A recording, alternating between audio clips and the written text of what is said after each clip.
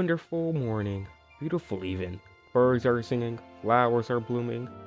I hope I didn't sleep too long. Let me just check my channel and... Oh my goodness! Yeah, I am not the best with upload schedules. This is mostly due to the fact that I am a hard-working student who's working overtime as the senior year is winding down. But now that I have a little glimpse of free time, I decided to return to my Switchlocke series. Not my Emerald Randomizer though. That one's dead. It's like dead. Like, no plans to revive it kind of dead. But the Switchlocke, I want to finish that. That's my main goal for the rest of this channel before I decide if I want to call it quits or not. And after rewatching my first 4 episodes, I gotta say, I'm so freaking bad at editing. My mic quality was not great, I was not using scripts like I am now, which led to me being awful at explaining things. Everything was just crappy. Maybe I'll remake the 3 episodes into 1, but I would not want to get your hopes up for that. So if I'm going to be returning to the series with this newfound reflection of my content, I gotta establish the actual rules of the series, because as I rewatched, I did not explain them well. Trust me, the series and its rules get far more complicated as it goes on, so here it is, the official Switchlocke rules book, by me, SB Ace. Make sure to like and subscribe as it's free and it helps out a ton, and to join my Discord server where we have a vibrant community. And with that out of the way, let's get to the rules. And with that out of the way, let's go over every basic rule that is almost in any other Nuzlocke. Rule number 1, I can only catch the first Pokemon I see in an area. For the more linear Pokemon games like Let's Go Pikachu, Sword, and Brilliant Diamond, I'll have to run into the grass or whatever I can to catch the first thing that I encounter. In the open world games like Legends Arceus, Violet, and Legends ZA, it's the first Pokemon that pops up in the overworld. I'll fact check whatever I encounter by looking at the past footage. Something I'll mention now is that I can get gift Pokemon and static encounters. Rule number 2, if a Pokemon faints, it is considered dead, and I can never use it again.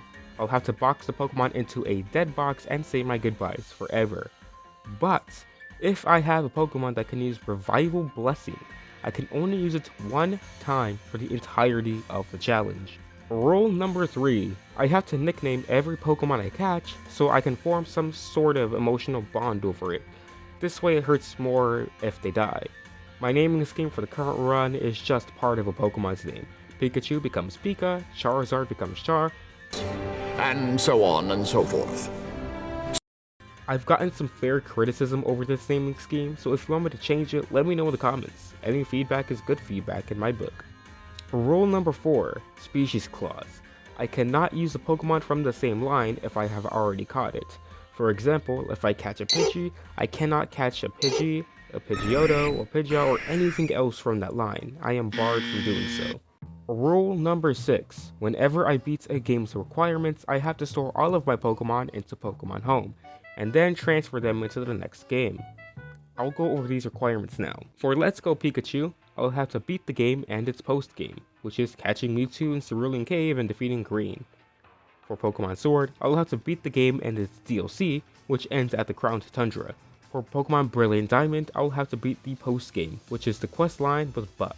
For Legends Arceus, I have to beat Volo at Spear Pillar. For Pokemon Violet, I'll have to beat the game's DLC, which ends after the final battle with Terrapago. And finally, for Pokemon Legends ZA, I'll have to beat Mega Rayquaza in the DLC's post-game. It's also worth noting that I am imposing level caps for all games, so that way I don't speed blitz any game. It keeps the run more challenging in my eyes. When Pokemon Home support does get added for whatever the Gen 10 games may be, I'll extend the challenge to that. But it'll be a while before I can afford a Switch 2 and a copy of Gen 10, so don't expect it for quite a while. But you might be wondering now, Ace, you already finished Let's Go, but didn't do the post game. You moved straight to Sword. That's a wonderful observation, and that's why later this week I'll be uploading a special prequel episode in which I'll return to Let's Go and do that post game, even though it has been recorded long after episode 4. Think of it like an episode 3.5, and after that, I'll be back on track with Sword. I'll say this now so you don't get confused with Rule 5. For lore purposes, I'll be taking and using the gift Pikachu from Pokemon Sword and pretend that it's the partner Pikachu from Let's Go. Because let's be honest, it's unfair that he just gets one opportunity to shine. This is the only exception to that rule that I should mention now. And those are my rules. I'll have to beat every mainline Pokemon game on the Nintendo Switch as one Nuzlocke. It's going to be torture for sure, especially in the later games, but it will test my skills as a Nuzlocke. By the end of the series, I want to earn the title of Legendary Nuzlocke and to be recognized as one of the greats. Thank you so much for watching. If you enjoyed this video, make sure to give it a big thumbs up and subscribe to the channel if you haven't already. It's free and it helps out a ton. And join my Discord server. I want to grow this as my series progresses. And with that, I'll see you later this week for episode 3.5. Goodbye.